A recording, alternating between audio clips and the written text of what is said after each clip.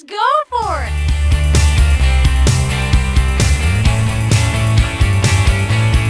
I like the dark stuff. Give me the dark stuff.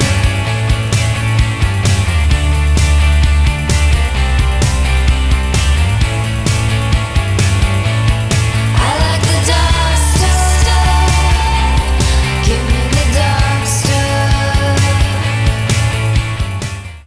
Hey there, everyone. It's me, your buddy Dave, the host of the Dark Stuff channel here on YouTube. Thanks a lot for checking out the new video. In this video, I'm rejoined again by my friends Joey, Matt, and Keith. And in this video, we're going to be discussing just an album that we discovered over quarantine. I mean, a lot of us we're all fortunate enough to be able to work from home, but that does give you a lot of extra time to try to find some entertainment or something to do while you're working or while you're not working or what have you. Anyways, so I figured we've all discovered something while we've been sitting around in quarantine, and so that's what this is. This is actually a continuation of the 200 Dark Stuff 200 video that we did, but it was so long I thought this is good enough to just make it a separate video, so that's what we decided to do. So enjoy. Something that you just sort of discovered in quarantine. Now, it doesn't have to be, obviously, a band that you never heard of. You know, it could be just an album you never heard of, and that's what we kind of all did. So we'll do the reverse again. So, Joey, why don't you go first on your what you just got into in quarantine? Oh my God. Charles Bradley. I almost said Chuck Bradley. I'm like, I know it's not Chuck. Charles Bradley, we don't need to talk about, anything with politics or anything, but when everything was going on with the protests, I was on social media and stumbled upon this video of him singing a live, sessions of, Why Is It So Hard? Let me pull it up. Sorry. It's, Why Is It So Hard? And I was like, and it was acoustic and it was so raw and emotional, and I was like, fuck, like, this guy, who is this guy?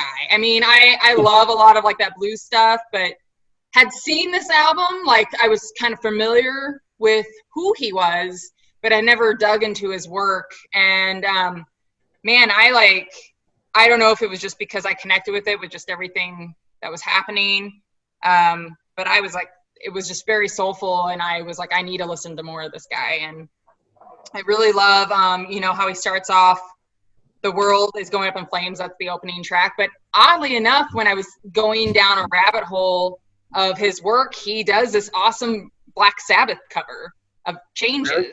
Yeah. Nice. And I freaking love that song. And he explained why he covered it.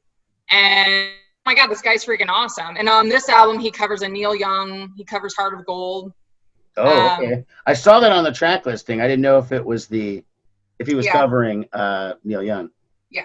So he covered that, and I really like I Believe in Your Love. I mean, it's just a great album. I just kind of put on, on a Sunday, just to kind of have on as background music, and really started paying attention to just little things he was saying. But that really pulled me in with the state of the world. And him singing Changes. It's not on this album, but I wanted to focus on this album. Just kept coming up, so I decided. Well, I didn't know who he was, and I started listening to it, and I thought he was like a 60s artist, like Otis Redding. I thought he was like old school soul. Yeah, that's kind of what it sounded like. I thought he was from another era. Same thing. I was like, is this guy from, he's like Wilson Pickett or something? I mean, yeah, I assumed he was from the 60s or 70s. Mm-hmm. I didn't know he was like a more modern guy, and it was, I had no idea. I do like the sound. I like that classic soul sound, which is really cool, and it's definitely doing that old school sound. So I liked it. I like I said, I was unfamiliar with who he was before, so this was my introduction to him, basically, because I didn't know who he was at all prior to that. Yeah, you should check out that Black Sabbath cover. I'd kind of like to hear that. There's so many weird people that get into Black Sabbath. Like, remember the Cardigans? The Cardigans, who covered like 3 or 4 Iron Black Man. Sabbath They're songs in covering the Iron 90s. Man. They Cool. love They Black do? Sabbath. Yeah, No, it's yeah. really cool. What Yeah, song? and it's Iron amazing. Man. They do Sabbath Play Sabbath. They do Iron Man. They cover Iron Man on what album? I think Life. I'm There's totally gonna check that out. Yeah, you should Either listen. Life or First Man on the Moon. I can't remember. It's one of those Well, they two. do one on First Man on the Moon. They do a Sabbath cover on that, but they also do one on Life, and they do one on like one other album. And then I think there's a B-side where they cover like another Black Sabbath song. Oh. And they just have such a cool take on it, you know? Because most of the Yeah. people that cover Black Sabbath are other sort of hard rock and metal bands, and they don't really change it up that much because it's like, why do you need to change it up? It's pretty much perfect. But then the Cardigans come in, and it's just like, what? I mean, wouldn't even imagine that a band like that would be so Little into pop Black band. Sabbath. Yeah, great stuff though. Great. Love it. I do not Love know. it. I'll check it out. All right, Matt, your discovery while under quarantine. And you definitely knew this. You definitely knew this band before now. Right. Yeah. Well, yeah. Actually, I worked on other records.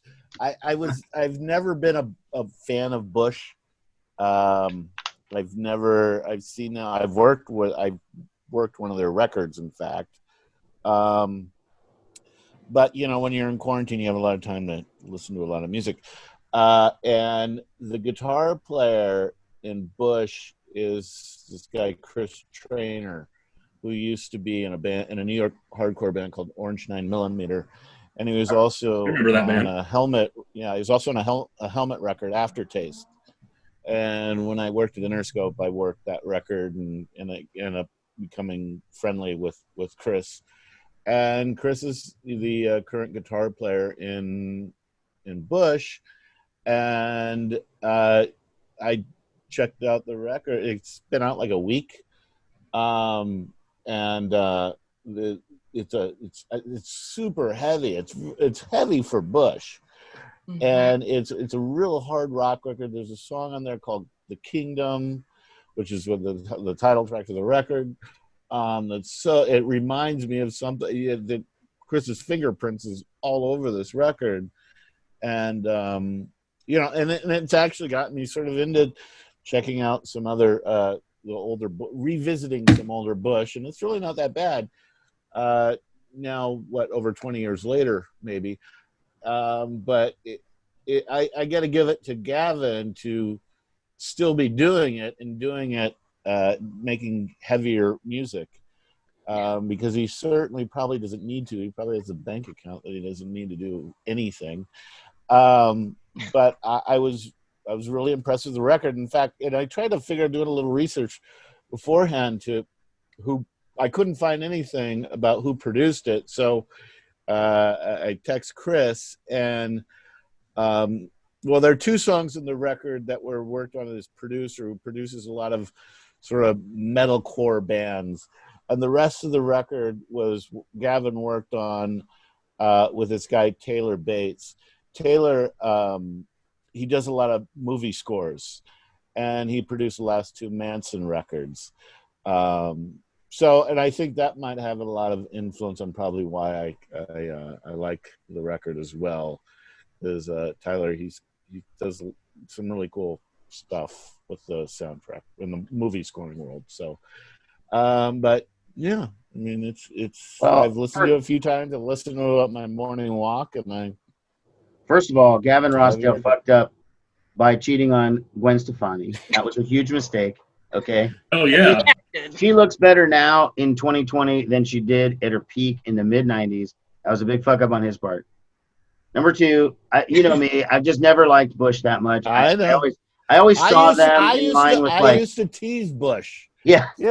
I saw them as like akin to Candlebox and Stone Temple Pilots. These kind of second generation grunge bands, right? That were exactly, and in my corporate label put to get very corporate and But I will say this: their second album was produced by Steve Albini, right? Which at the time, a lot of money.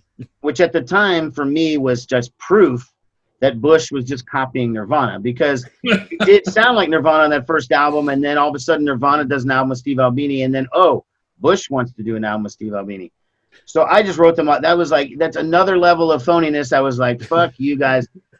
but I watched an interview with Steve Albini recently, and he talked about it, and he was What'd he like, say? he had nothing but positive stuff to say, and he was like, their guitar player at the time, I don't know, he's not the guitar player now, but their Right. guitar player back then, him and Albini became friends, and he had this amp in his studio, and he was like, yeah, the so and so from Bush gave me this amp, you know, after we did the record or whatever, and so whatever. That doesn't make me like Bush anymore. I did give this one a listen today. But I heard Didn't about. change your mind at all. Well, you know, yeah, it's a little heavier, but it still sounds like Bush the way I remember. Maybe because Gavin Rossdale has his sort of identifying twist on things, Right. and it sounded to me, it sounded like a '90s band trying to sound more modern, but they still sound very '90s. And you know, I love the '90s, but Bush just wasn't part of my '90s, so Right. you know, Well, it that's just was. probably a good assessment. I think that's what the review from Rolling Stone gave it too. What they Kind of the same review, but I don't think Rolling Stone is very relevant, since yesterday put an article saying One Direction is one of the greatest rock bands of the century. That's a little silly. That's a little. I silly. mean, I've been saying that for a decade, Dave. Yeah, you're a huge One Direction guy. I know. You know, that Bush album, you know, I listened to it too. It definitely had a late 90s, early 2000s feel to it for me, like stuff you'd hear on the radio back then. But, Yeah, and I'm kind of like you, Dave, although I did think Bush's first album, that was pretty good when I was in high school. But I was kind of like you. But actually, Matt probably knows this, but one of their songs was in the last John Wick movie. Yes, Bullet that's all. Yeah, Bullet, and that's on this record, and that's what the guy. That movie's this awesome. guy Eric, Ron did the song with Yeah, him. Yeah. I'm sure Matt knew that. But yeah, I just found that out. I enjoyed this album, but I love Bush. I think they've always been great. I thought, 16 Stone was awesome. I loved Razor Blade Suitcase. I don't care if anyone else hated it. I thought those were great albums. But I really did like this album. It was something, I don't know. Yeah, it kind of like took me back. It just reminded me of that 90s grunge stuff, but kind of like a refresh, version of it. And I really enjoyed it. So. yeah. Well, it sounded like the '90s to me when I heard it. I was just like, yeah, sounds exactly like the '90s when Bush was very popular. You know, like so. I They'll don't know. probably forever be in that thing, that 90s. Well, they will thing. look, and and now that the people who were there, in the '90s, are way old, and people look back, and then there's a very easy way to lump, Nirvana and Bush and some of these bands. They all just lump them together now as grunge, Right. and they look back, and that's the way that it just was. But if you were on the scene at the time, It wasn't like there's that. a massive distinction between Bush and like Nirvana and Soundgarden and these other bands. They just weren't at the same level, in my opinion. Again, you know. And Nirvana was more akin to Mudhoney than they were to Oh, yeah. Bush. Nirvana's a punk band through and through to me. Mm-hmm. Yeah. That's why I always thought about Nirvana. And to me, grunge is like grungy, like sludgy, like Alice in Chains or Soundgarden, or even like Dinosaur Jr. Like Well, stuff Mudhoney to me is the Sludgy. quintessential. I like that definition. like sludgy, yeah. Oh yeah. Well, Mudhoney is to me the definition of grunge. Their sound is Mhm. it sounds Probably the dirty. best band to Yeah. say Then they're very Stooges influenced, so Stooges were kind of grungy too. If you look at it, Kiss made an album called Hotter Than Hell in 1974 with super crummy production, and it sounds grunge for 1974. It sounds like a grunge record. Well, not to go further down, but there is a label called CZ Records that put out a Kiss tribute band with a bunch of Seattle bands, that Including was Nirvana. on. And Nirvana sucked on that one. It was It terrible. was terrible. Yeah. And I love Nirvana, but that is a fucking awful cover of Do You Love Me? So, But Gene will brag about it that they did it, though. oh sure, as long as nobody can find it or listen to it or whatever, it sounds like a cool idea that Nirvana covered Kiss, and it's like, yeah, but they were. I mean, Cobain was a legit Kiss fan, but I feel like they were sort of making fun of that Making song. fun of it, yeah. Yeah, But all right, so that was the new Bush album. So Keith, let's get your recent discovery. Mine was Waylon Jennings, Dreaming My Dreams. And I Yes. love certain country. I've always liked old country, but I watched that country music documentary that the one on The Ken Burns one? Yeah. Oh, And like, I good, was good. transfixed and mesmerized by it. What is it? I'm only on like, I've only started, I'm not even that far in it, but.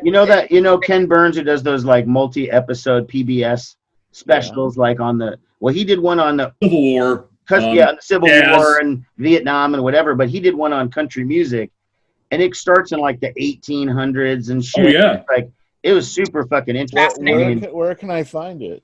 It's on PBS, Matt. If you download the PBS app for free on like a Roku or a Fire Stick, you can watch it. Oh, okay. I'll do that. it's Thank you. long. It's a lot of episodes, but it's worth your time. 8 I'd hours. say. yeah, it's super interesting. I've watched it twice.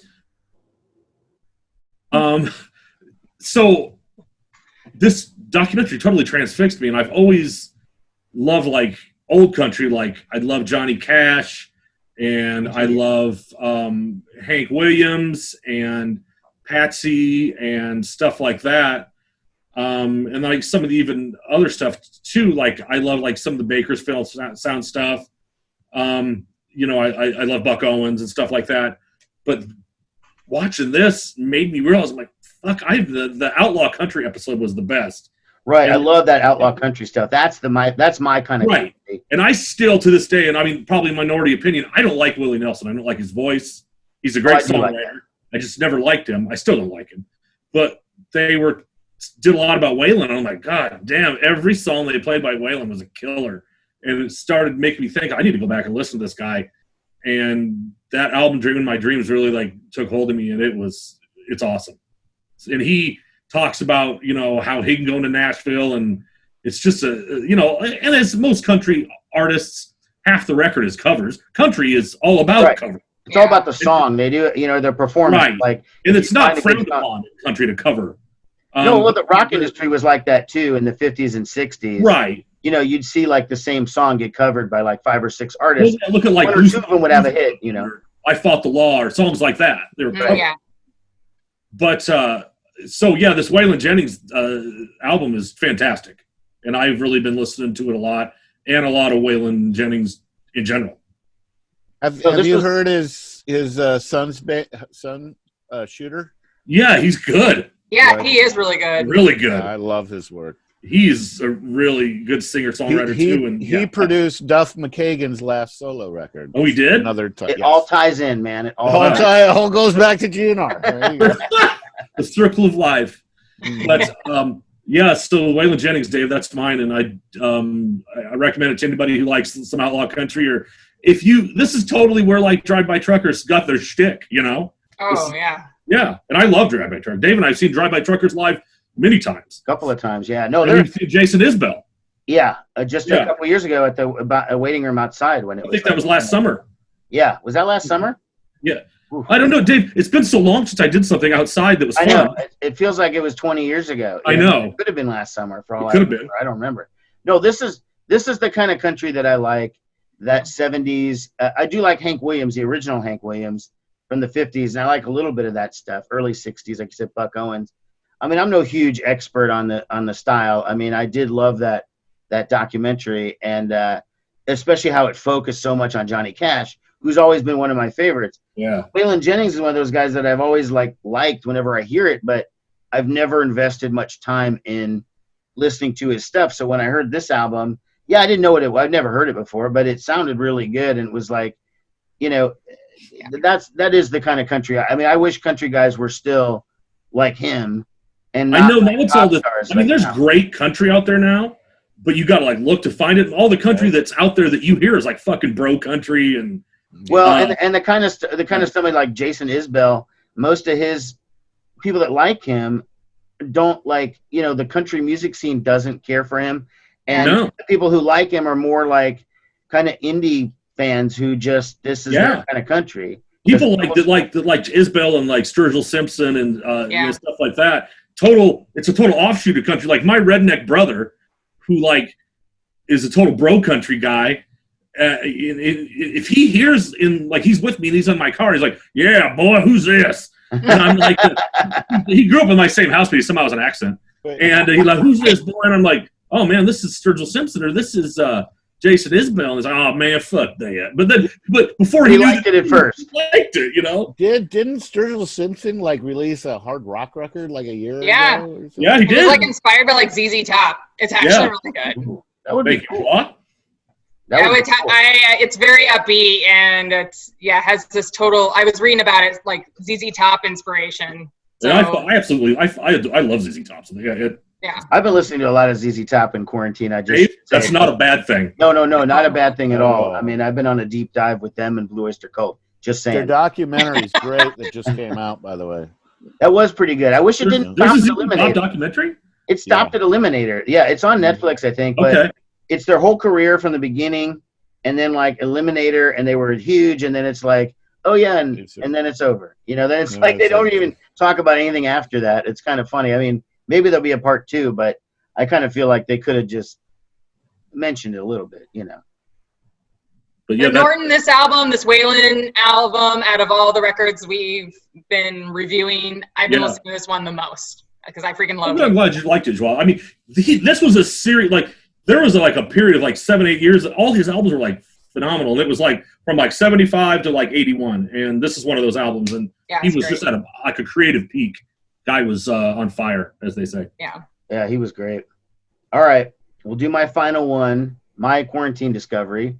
And it's weird because we were talking about Spotify before and, you know, the algorithm or whatever. So, you know how they have those daily mixes and they'll give you 5 or 6 different mixes and they're sort of stylistically, you know, like a hard rock mix for me. And then they'll have like an alternative mix and whatever. So I'm listening to one of these mixes and it's usually like 90% stuff that I already was familiar with, but they'll throw some new stuff in there. So I'm listening to this song and by this guy, Blake Mills. Okay. Mm-hmm. And I'm recognized this song. I'm like, wait, I know this. And it's the song Hey Lover. Okay, from that album, from his first album. Only I knew it from it being on this Dawes album. Okay, so I'm like, oh, this guy's covering Dawes. That's weird. You know, I didn't know that many people that covered Dawes. Then I found out that this Dawes record is from 2013, and Blake Mills' album was 2010. So then I'm like, oh, so Dawes is covering this guy. So now, because I love that song, I start Googling him and figuring out this Blake Mills. Turns out, you know, Dawes used to be called Simon Dawes when they started out, and their first album, they were called Simon Dawes. That's this. I already had this Simon Dawes album from back in 2005, right? So this Blake Mills guy quits Simon Dawes. They change the name to Dawes, and then they go on. So this album was 2010, and he had become a session musician, and he wanted to be a producer. And from what I read, he only really made this album, that first album, to get production work. So he wanted to show this to other people and say, this is what I can do as a producer.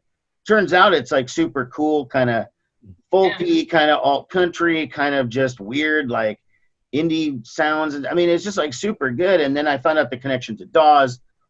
And then I see that as a producer, he's worked with like Billy Gibbons from ZZ Top. See, all ties in, ZZ Top. Connor Oberst, Fiona Apple, Alabama Shakes. He produced a Dawes record. He's worked with John Legend. You know, he's worked with Kid Rock. So it's like all over the spectrum. He was a touring guitar player for Jenny Lewis and for Beck. So chances are I've probably seen this guy live, but I just had no idea who Blake Mills was. And so if it hadn't, again, a random occurrence, Spotify puts this dude on, you know, with a 10-year-old song, puts it on my mix, and now I'm just like, oh, this guy's pretty interesting. And now I'm going down this Blake Mills rabbit hole of trying to figure out all this other shit about him. And I probably never would have, you know, if it hadn't been for quarantine, I probably never would have gotten that deep into these mixes because, you know, I mean, I usually don't have that kind of time. But lately I have. So anyways, that's my story with Blake Mills. So I'm still just getting into him. But by the way, the first album, if you look for it on Spotify, it says it's self-titled. But everywhere else, it's called Break Mirrors. So I don't know why Spotify calls it self-titled, but it's actually called Break Mirrors. Unless you want. Thank you. Yeah. Like COVID. Because then I. Bless you. I was trying to hold it in. That I really like this album. It was something It was I had good. heard that song. It'll all work out. kind of like what you said, on a random Spotify playlist, and never really was like, oh, I never really invested the time to find out who it was. So hearing this album, I was like, this guy's kind of all over the place, but it works. Like, it's a really cool album. I really enjoyed it. And he's just put out a brand new one, but I haven't heard it yet. I mean, I haven't, I was focused on this one for a little while. When I saw the name Blake Mills, it sounded like a bro country guy. And I'm like, why is Dave telling me this? To listen to this. Boy, he's on tour with Florida Georgia Line, you queer. But I listened to it, and it's good. I like it. He's a talented writer. He is not got broken. Good lyrics, and that "Hey Lover" song is fucking great, and I really like the words. And I did think it was a Dawes song. I didn't realize that Dawes covered that, but it's also cool that they're still all working together. They were bandmates at one point. Then like 7-8 years later, they're covering his song. He's producing them, whatever. So it's pretty interesting. And there's 2-3 other albums that now I can kind of delve into and, hear more about this guy. And I love that when an artist, you can get into an album on their band on their debut, but if you kind of discover something older and now, oh, wow, I got like 5 new records to try to check out. That's pretty cool. That's like the best in my opinion. So, so everybody kind of liked it a little bit. Well, I didn't hear you, man. I didn't hear you say you liked it. I haven't had a chance to check it out yet. But all right. Well, you try that song, "Hey Lover," when you find it. I got it pulled up, actually. All right, because it's a good one. It's an interesting album cover. With that guy, I thought that was the guy. That's not even him. No, it's not. No, that's not him on the cover. It's not the most flattering artwork in the world. I'll say that. Yeah. No. And it's funny that he was only trying to do it just to get like production work, And I guess it worked because it's interesting, but it's more of a country feel to it, or is it? It's kind of country acoustic, a little bit of folk, a little bit of folky. Yeah. Well, it's the not what I was expecting. It's interesting. The Record Collection is the label, which I've heard of them, and I think they sit more. Yeah, no, that's what this was. Record Collection. Yeah, they sit more in the indie rock world, so I guess I doubt they can really market to a country audience very well. But it's very folky. Yeah, he's working, and he produced an album for John Legend. Like that's a totally other world from like an entire record or a track. Producer John Legend, Darkness and Light. I think that's an album by him. Wow. So that's pretty cool. And Billy Gibbons, it looks like it was a track. Oh, his Fleetwood Mac cover of "Oh Well." I do know that song. I have that. That was pretty cool, actually. And get this, Matt. He's the producer of the new Perfume Genius album. Oh, you were mentioning to me that you liked that record when you heard it. I did like it. It all ties in, dude. I mean, that's insane how that worked out. Now it's there's another connection. Small world. It is a small world. It is a small world. So, all right. Well, let's wrap this up here.